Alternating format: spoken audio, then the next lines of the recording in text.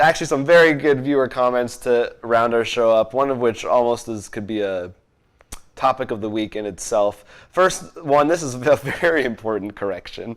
So we're talking about Big Trouble in Little China and how it was its 20th year anniversary. Well, it's not. Mikey Boy 3003 cleverly pointed out something that we missed.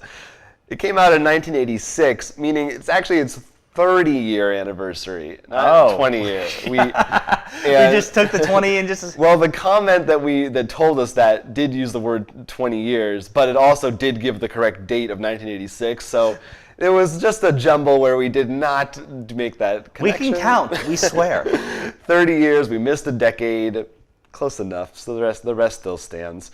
Some people talking about the League of Legends game, which we talked about just at the top of the show. All right. Miklos Fitch says it's good to see Riot Games dip their toes into the board game hobby. Now, if only Bethesda would do the same with Fallout and Elder Scrolls. They did do that Elder Scrolls TCG, the digital one, the Hearthstone ripoff, but for sure it'd be good to see real board games come from them. Yeah, I know you would like a Fallout board game.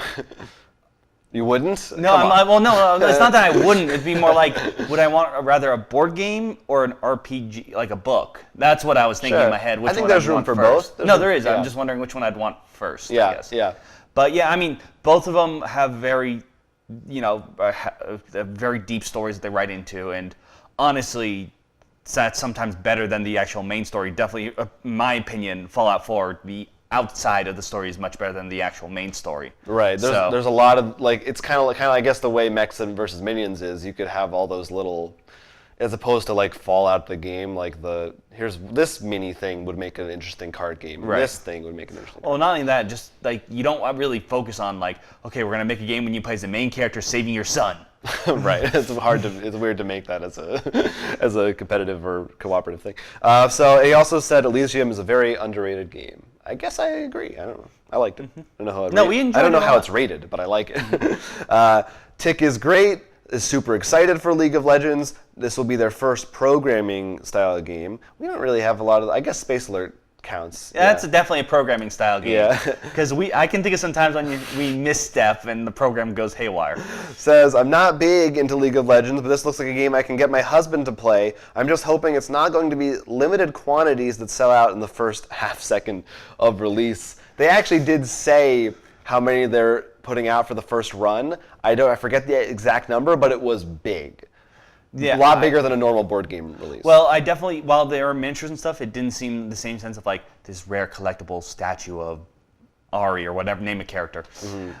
It definitely felt more like a game, and I think they wanted to go better because, like I said, I do think they have over 100 characters, and each one are in little worlds, so you could just make a game that's this is sort of the little no-mech guys. You can make one this one's about the void creatures. This one's, the Demacian army or whatever.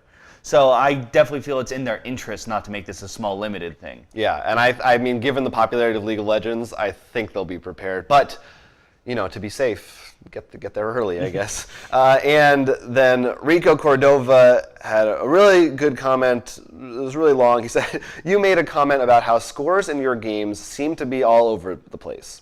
I've experienced that myself with our gaming groups. We have a regularly scheduled board game lunch at work, and we'll play something like Lords of Waterdeep or Libertalia. God bless you, good sir. One of the people will generally be way ahead at the end.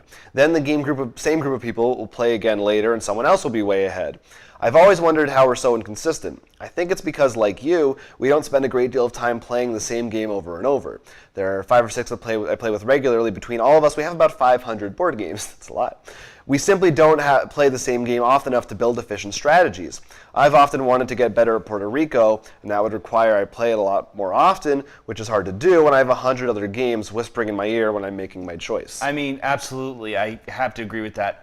Mostly, in particular, I feel pressure because we do this podcast stuff. I got to have experience with every game. So that's true. We want to have things to talk about that are more interesting to you. And I felt very bad for the longest time that we didn't have Pandemic Legacy, even though we have other games we haven't played yet. Because I'm everyone's talking about this. How could we not have played it? Right. In fact, I still feel a little bit bad. We're only done our first session when the next one's about to come out within a year.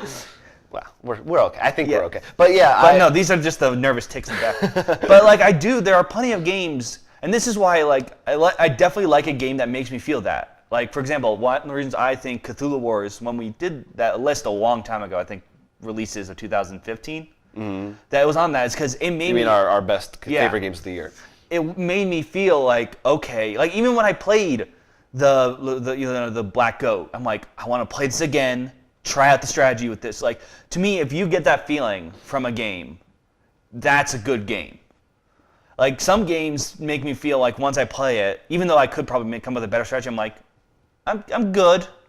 Yeah. No, I completely agree. And I'm from my perspective, I found this really interesting because I feel like in general, you are. I'll pick up a lot faster on strategies in board games, and for me, I always feel like I got to play it 3 times before I really get a handle on what to do and how to do it. And it is kind of frustrating sometimes because I'm like, I wish I could get into this. There's more. a difference. I would say while we have I'm going to choose 4 people in our group in general because these are probably the most played. I'm going to actually throw a 5th in there for a special reason. Okay. There's me, you've already mentioned. I can pick up on sort of the one-trick pony almost of each game. Like, it's usually a decent strategy. It can win me the game sometimes, but it can be countered usually pretty easy if other people recognize it. Like a good early strategy, but maybe not the ultimate strategy. Right, or like just enough, or like because like this is a deck-building strategy, this is the miniature war strategy, like my one-trick pony for each kind of game, which is what puts me ahead. You can pick them up, all of them up, but you don't usually, maybe because you know there's other strategies, you're looking for them. Like I'm willing to settle for that one, and you're not. Well, I think it's also that I'm just the one thing that I am bad at is paying attention to other people when we play games. I'm just not. I feel like you're really attuned to like, he's going for that, he's going for that. I should be going for this. And I'm a lot more. I will focus on one thing and kind of like I look at this, then I'll look at that. I don't know. You take a while to get yourself in that. Or then the third one. Then there's Garrett. He who's a machine. Yes, he sees all the strategies very fast, and in particular, the big thing is, and this is where I think the two of us really split off. Why I said I'm the one-trick pony more. Mm-hmm. Adapting can be a problem for me if I have to do a whole different strategy. He can adapt on the fly. And that's why the longer games, he can really beat us all really well, is because he can adapt each time when, like for the game, his favorite Eclipse, when, like, I'll turtle for the first half of the game, and then when we find out we're only halfway through the game, I'm like, I don't know what I'm going to do. Right. Like, the building his ships, I wasn't thinking about that. Yeah, so. yeah, he's insane. And then Neil's strategies, which depends on the game. It's very interesting. He's like an advanced version of you. He tunnels so much. And because he knows that, his strategy is to just, and I think where it's the most successful, I've seen this in Ticket to Ride, he just gathers as many resources as he can and then just drops them all down like a bomb. That seems to be his, which the problem is in some other games that doesn't work because other people tend to then punish him for it very quickly. And I do feel like, I mean, I think you'll agree, in almost all of our games, it's pretty much the two of you like trading first and second, and the two of us trading third and fourth. I know. I will say that you do jump into the like sometimes. I think definitely first game through it might feel like that, but I do feel you do jump into that. Both you could, but you definitely more. So I think you don't give yourself as much credit. Perhaps, but let's all But what I'm trying to say is we need to knock Garrett down a peg. We need to start playing games more so we can beat him. This is why we play Quelf. This is why we play, and then Risk Legacy, which apparently not because he's bad at it. It's just the luck. The dice punish him. Hate him. Lady Luck in that game is just like giving him the middle finger the entire time. Well, we need to start. And then of course there's the fifth player I wanted to mention. Then there's Ivan, who's sort of just sometimes behind our camera doesn't really care. It seems like give up on strategy and stuff. Yeah, he'll just be like whatever. which is great then, because sometimes when he's playing with Garrett, he'll throw Garrett off. He'll be like, why is he doing that? Like. Yeah. So yeah, I do. It is a very interesting thing that I hadn't thought about really before.